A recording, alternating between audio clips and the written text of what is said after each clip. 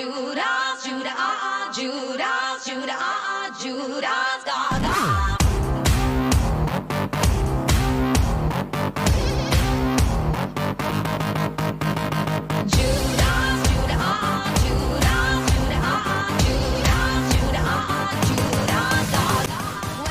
Salutations à vous, chers chasseurs. Aujourd'hui, nous allons continuer notre petite histoire. Eh bien, avant de continuer, je vais d'abord vous demander de vous abonner, de laisser un like et de faire un max de partage. Je compte partager ici tout type d'histoire. Alors, pour ne rien manquer, abonnez-vous et activez la cloche de notification.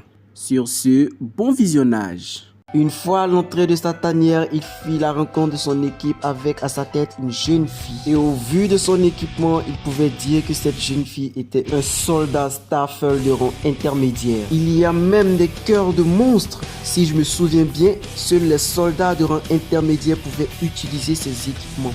Il est dit des cœurs de monstres que sur des milliers de monstres, seul un pouvait être produit, ce qui rendait leur prix inimaginable. Devenir soldat Starfall de rang intermédiaire nécessitait 40 points et plus au niveau de tous les attributs. Le devenir avant 20 ans, cette jeune fille est ce qu'on appelle un prodige. S'apprêtait à lui serrer la main, mais l'on s'interposa.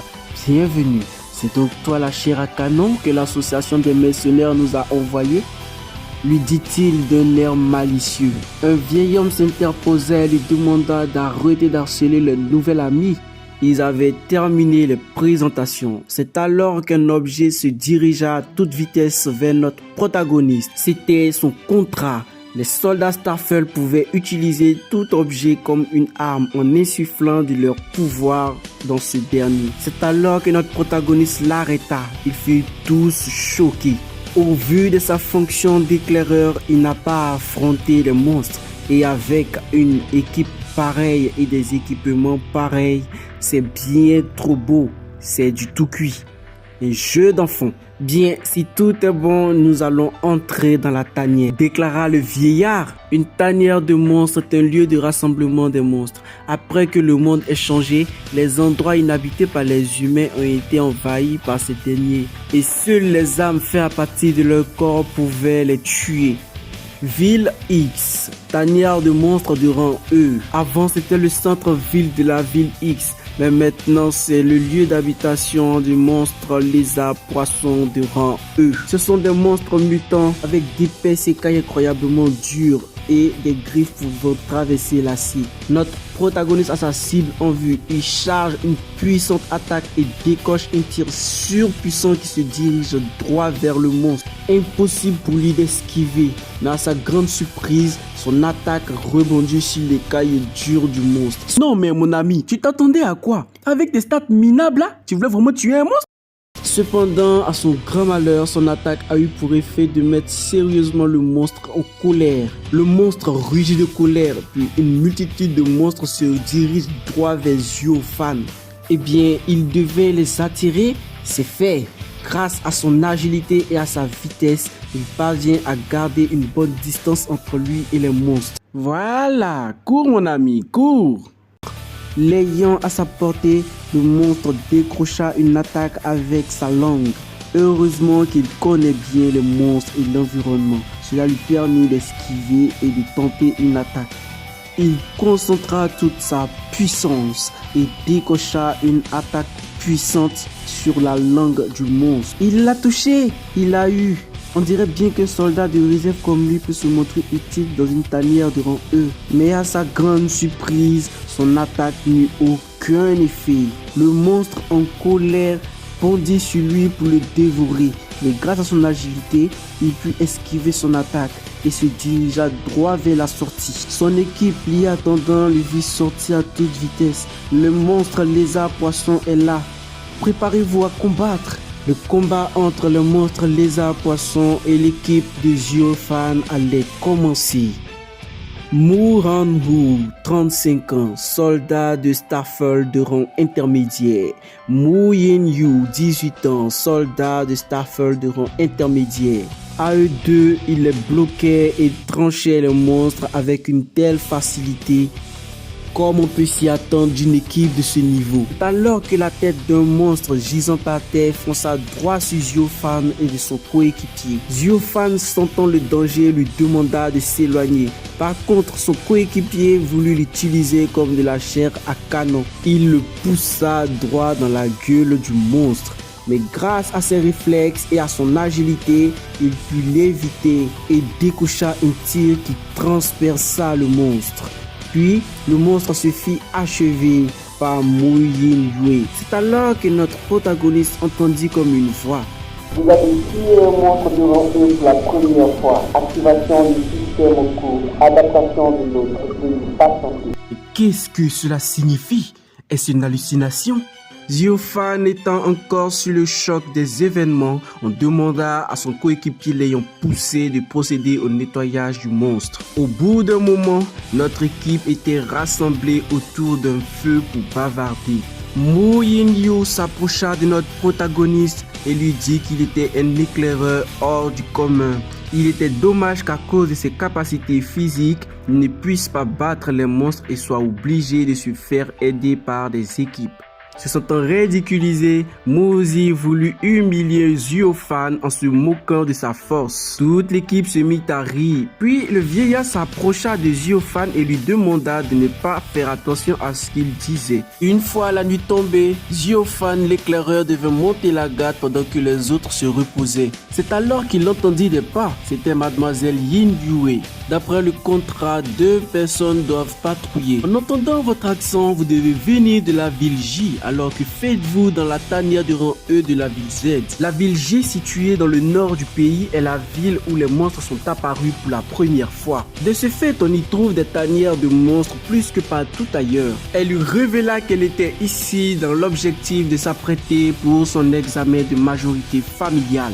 Mais alors qu'il disputait, il sentit comme un tremblement de terre. Les secondes d'après, le sol sous les pieds s'était effondré, les entraînant dans une chute. On pouvait apercevoir tout en haut du point de leur chute une ombre avec un regard meurtrier. Il semblerait que nous soyons dans les profondeurs de la tanière. Était-ce de la malchance que le passage se soit effondré pile quand nous étions dessus? Eh bien, nous verrons cela plus tard. Pour l'instant, nous devons trouver une autre sortie. Se pourrait-il qu'il sache où se trouvent ces autres sorties? Effectivement, il sait exactement où se trouve chaque sortie. Il s'était soigneusement préparé avant de venir. Eh bien, qu'attendons-nous? Allons-y donc. De plus en plus de lumière, il semblerait que nous soyons sur la bonne piste. Comme attendu d'un soldat Starfel, ses yeux lui permettent de voir dans les ténèbres comme en plein jour. C'est encore mieux que mes lunettes nocturnes. C'est alors que Mu Yin Yue s'arrêta. Mais qu'est-ce qui se passe? Il y a des monstres. Pourquoi est-ce que je n'ai rien entendu? C'est normal. Moi non plus, je n'ai pas entendu grand-chose. Je peux juste le sentir grâce à mon épée. Quoi?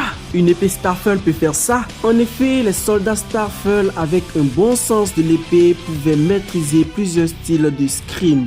En plus de cela, leur épée leur permettait de détecter la présence de monstres. C'était une compétence de haut niveau. C'est alors qu'il vit surgir de l'obscurité une multitude de monstres au regard meurtrier. Mais alors que notre protagoniste était paralysé par le nombre de monstres, notre prodige Mu Yin Yue exploser sa puissance. C'était un combat à sens unique.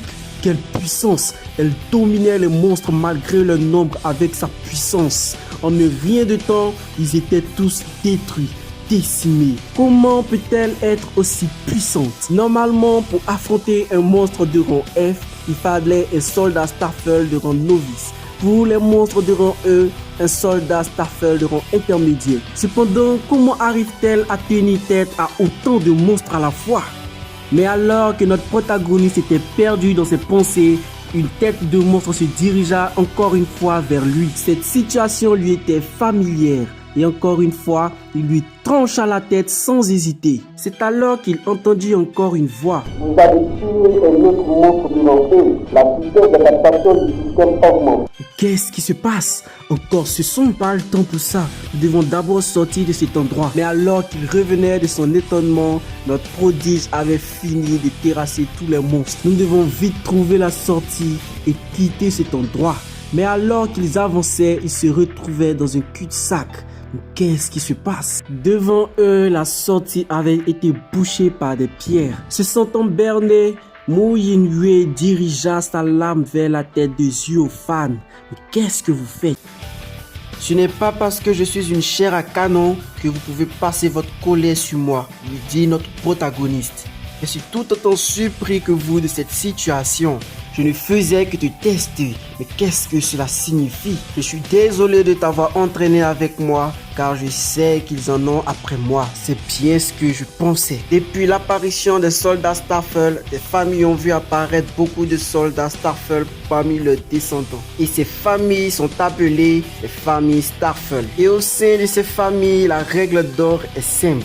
Les faibles meurent et les forts vivent. Et pour s'élever au sein de ces familles, il fallait faire le nettoyage d'une tanière de monstres et se battre contre les membres de sa propre famille. Est-ce possible de trouver une autre sortie plus discrète? En se concentrant, notre protagoniste parvint à trouver une autre sortie. Mais alors que nos deux compagnons se dirigeaient vers la sortie, il avait de nouveau un problème. À vrai dire, si le statut de soldat Starfall le rend intermédiaire doté Mademoiselle Yin-Yue d'aptitude et de compétences surnaturelles, il en était autrement pour notre protagoniste. Ah car oui, en effet, depuis déjà un moment, il n'en pouvait plus. Il était à bout de souffle. Le sachant, Yin-Yue autorisa une petite pause. Elle trouvait la situation bien marrante et se payait la tête de notre protagoniste. Elle se demandait bien à quoi pouvait penser un soldat de réserve aussi faible que lui en acceptant une mission durant eux.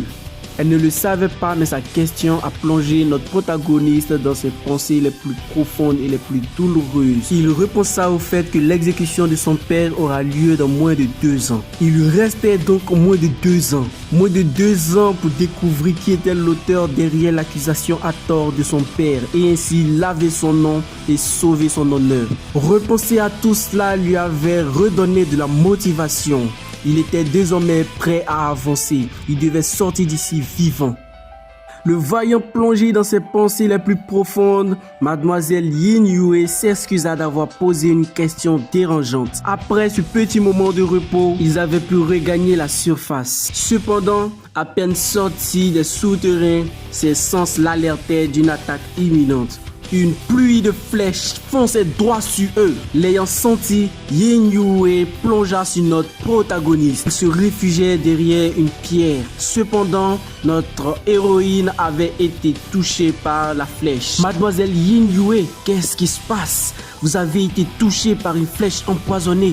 Je dois la retirer au plus vite. Qui a bien pu nous tendre une telle embuscade? Heureusement pour Yin-Yue, notre protagoniste avait un antidote. C'était donc vous derrière tout cela. Comment osez-vous faire une telle chose après tout ce que mon père a pu faire pour vous? Celui qui avait organisé tout ça n'était nul autre que son oncle Mu Han-Hu. En vérité, cette opération de nettoyage de tanière n'était nul autre qu'un piège visant à tuer Mo Yin-Yue. En réponse, son oncle répondit que tant qu'il y a de la richesse dans ce monde, tout peut être trahi. Déterminé à aller jusqu'au bout, il déclencha une explosion à l'endroit où se trouvaient Yin-Yue et notre protagoniste.